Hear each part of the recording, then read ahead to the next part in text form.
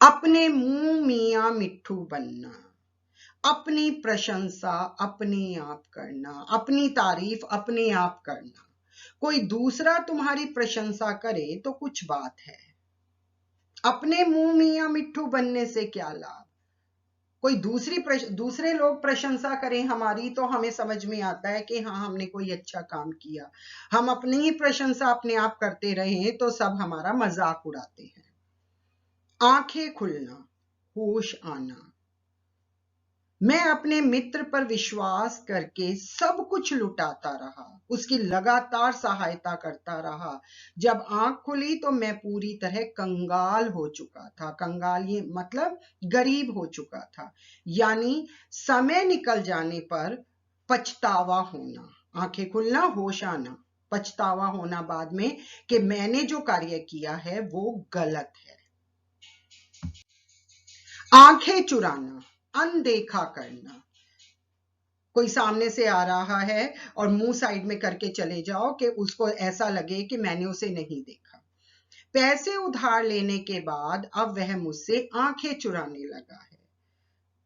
कोई जब आपसे कोई चीज उधार ले लेता है और उसे वापस ना लौटानी हो तो वो आपको देखकर अपना रास्ता बदल लेगा। उसे कहते हैं आंखें चुराना, अनदेखा करना।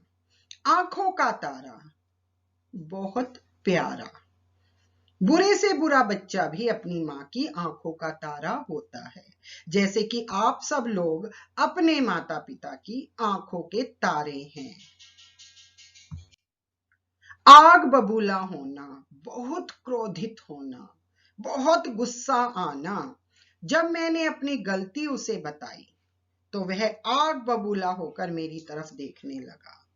पहले तो मैं अपनी गलती छुपा रहा था और जब मैंने अपनी गलती बताई उस समय तक उसका बहुत नुकसान हो चुका था, तो इसलिए वह आग बबूला होकर मेरी तरफ देखने लगा।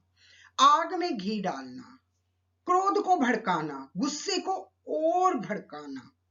उन दोनों की लड़ाई शांत कराने के बजाय तुम आग में घी डालते जा रहे हो। यानी तुम्हारे दो दोस्त लड़ रहे हैं, उन दोनों की लड़ाई तो खत्म नहीं करवा रहे बल्कि उनको लड़ने के लिए और उकसा रहे हो।